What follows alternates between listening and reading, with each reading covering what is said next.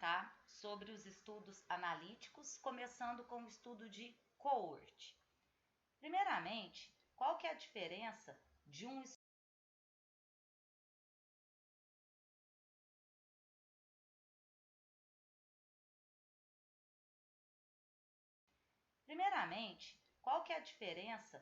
um estudo descritivo para um estudo analítico?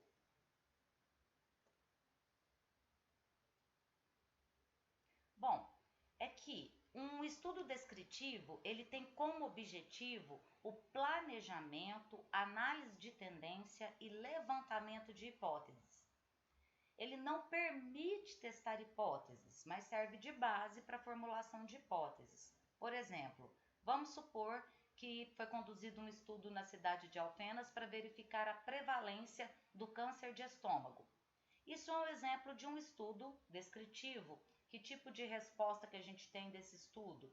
Proporção, porcentagem, né? A porcentagem de pessoas com câncer de estômago e a porcentagem de pessoas sem câncer de estômago. Agora, se o pesquisador tiver o interesse, por exemplo, em saber se o consumo de vodka está relacionado ao câncer de estômago, um estudo descritivo não permite responder a essa suspeita, a essa hipótese.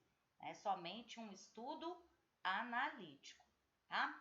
Então, os estudos analíticos são, né, o cohort, caso controle e ensaio clínico randomizado.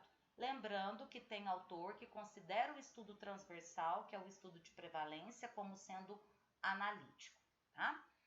Aqui, no caso, né, nós vamos começar com a ideia do estudo de cohort. Por quê? Esse tipo de estudo, ele parte do fator de exposição e vai em direção ao desfecho, que na epidemiologia pode ser doença, morte ou cura. Então, veja bem, tudo começa com a população em estudo. Dessa população seleciona-se uma amostra e após a seleção dos participantes é que eles são classificados segundo o fator de exposição. Esses dois grupos serão acompanhados ao longo do tempo para verificar o surgimento de uma determinada doença.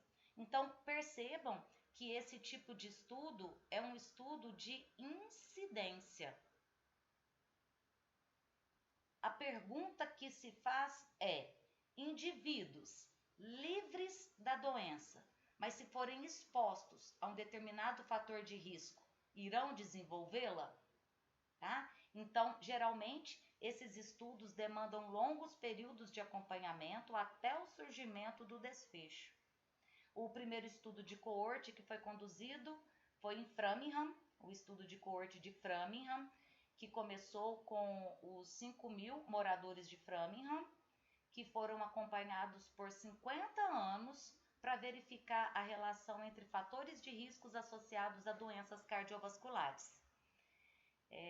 Depois, né, foram acompanhados os filhos e os netos dos participantes originais. Então, o que é uma coorte?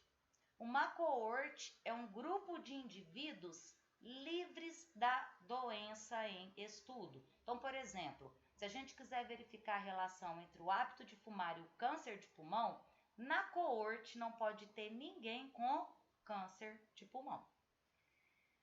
Então, aqui a ideia é: indivíduos expostos ao hábito de fumar desenvolverão câncer de pulmão no futuro? Então, por isso que o estudo de coorte geralmente ele é mais caro, é mais demorado e está sujeito a perdas de segmento, que é quando o participante ele sai do estudo, ele migra para centros maiores em busca de melhores condições de tratamento, tá? Então, o estudo de coorte, quais são as características dele, né? Ele é um estudo de incidência, né? Ele é um estudo longitudinal, ele é observacional. Tá? O que é um estudo observacional? é aquele em que o pesquisador ele se mantém de forma passiva, ele não intervém no curso das coisas.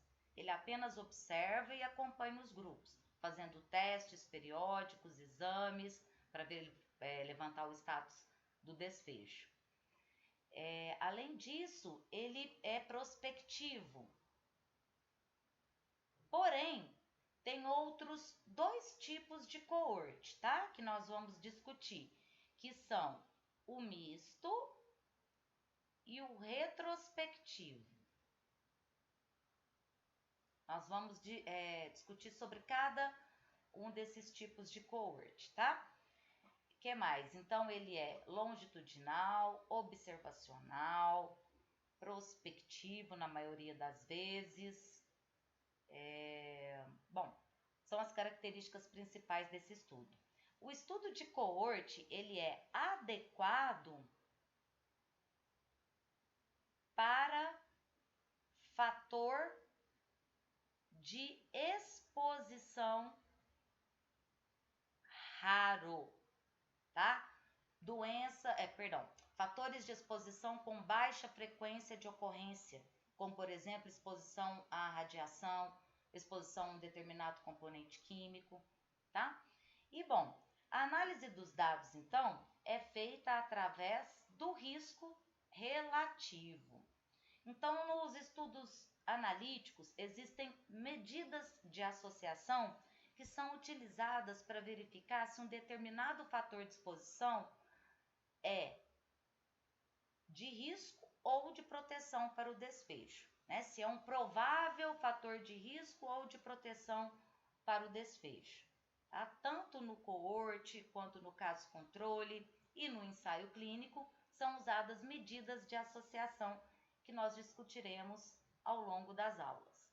Então, primeiramente, classificação dos estudos de coorte, né? Eles podem ser prospectivos ou concorrente, retrospectivo, que é não concorrente ou coorte histórica, e tem um misto, tá? Muitos confundem o coorte retrospectivo com o estudo de caso-controle.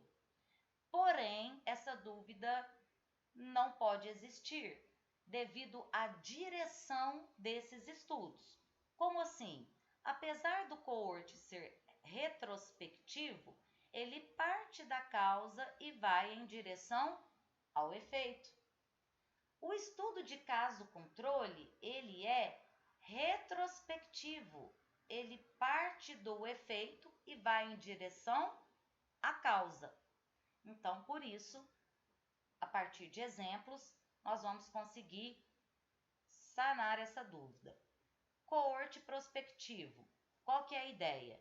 Então, após a seleção dos participantes, é que eles são classificados segundo o fator de exposição. Então, selecionou os participantes, eles já são classificados para poder compor os grupos, né? De expostos e não expostos a esse fator de exposição, a esse fator de risco. Esses dois grupos serão acompanhados ao longo do tempo até o surgimento do desfecho. Lembrando que os grupos têm que ser homogêneos, ou seja, as características que afetam a variável têm que ser semelhantes, parecidas ou iguais, o mais semelhante o possível, porque o que a gente quer medir é o efeito do fator de exposição. Senão, no final do estudo, a gente não consegue saber se as diferenças observadas são devidas ao fator de exposição ou se são devidas às diferenças entre as características dos indivíduos. Tá? Coorte retrospectivo. Nesse caso, tanto a causa quanto o efeito já ocorreram no início do estudo. A ideia, então, é que essas informações sejam baseadas em registros, arquivos médicos, bancos de dados. Por exemplo, tá? Eu quero verificar a relação entre as complicações do diabetes e amputações não traumáticas de membros inferiores.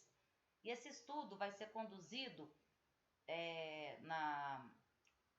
as informações, né, serão coletadas no ambulatório Cruz Preta, a partir de registros de pacientes com diabetes, né, e as informações sobre as amputações não traumáticas de membros inferiores no SVO.